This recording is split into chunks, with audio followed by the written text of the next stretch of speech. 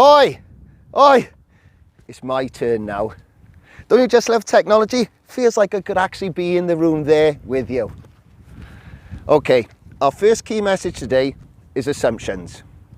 It's very easy to start a project. Actually, some even get completed based on assumptions.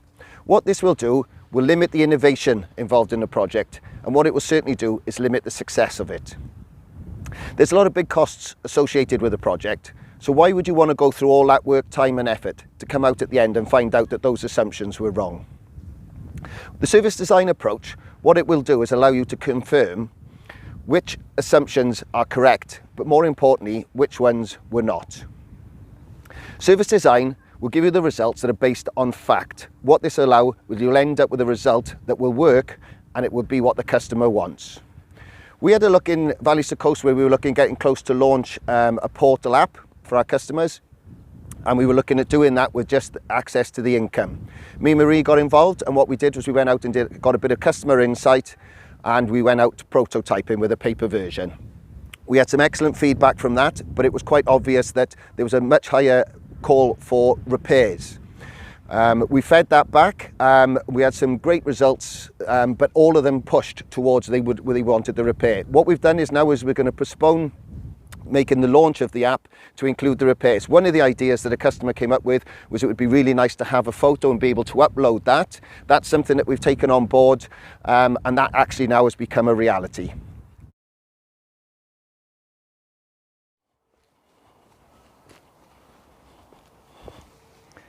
Our second key message is walking in the customer's shoes.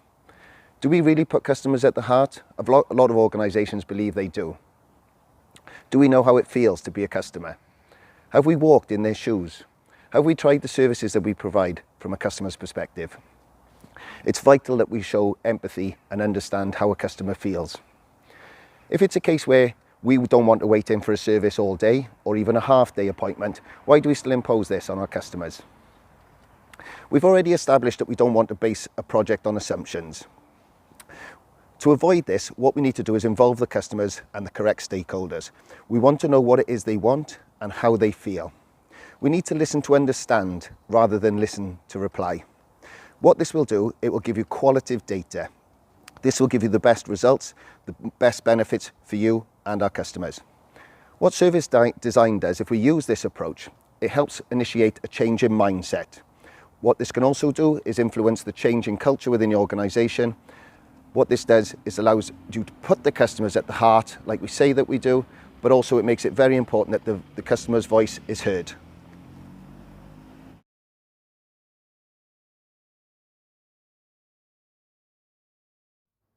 Our third key message is stakeholders. How important is it to identify and involve the right people at the start of any service design or project solution? I've learned this throughout the course, and it's changed my mindset that actually I need to ensure that I work with the right people and identify the right people to be involved from the start. By doing this, you bring a range of different perspectives and knowledge to the table. They have a greater understanding of what the problem might be and can come up with some great ideas of how that can change. How many times have we all been told to do something different? And how many times have we all had our own view on how we think it should be done? By involving people, they take ownership and more responsibility for the change, and you get greater buy-in for the change, which means a greater success rate. It's not imposing things on people, it's involving people throughout. As an organisation, we believe in playing green and the restorative approach. Service design goes hand in hand with this, because it's all about doing with people and bringing and giving them the opportunity. Another benefit of involving people from the start is it can help break down any department silos that might exist. It helps departments and teams to empathise with each other and understand each other's frustrations, which can result in a better working relationship. To make this happen though, staff and colleagues need to know they've got management support and buy-in towards the approach of service design. Having management support is important to ensure that staff and colleagues have opportunity for time and resources to make things happen.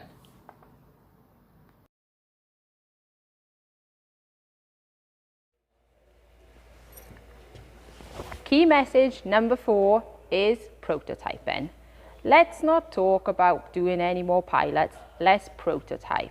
And let's prototype early so we fail fast and we fail cheap. We don't need to wait for it to be branded and pretty from the designer. Let's get out there and show people.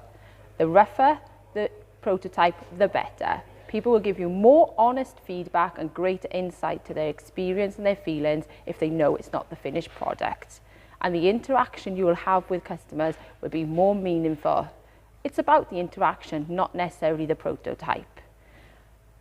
And also, if you've got more than one good idea, prototype more than one thing. Why not try a few different things to see what people think? And we can learn and iterate and try again.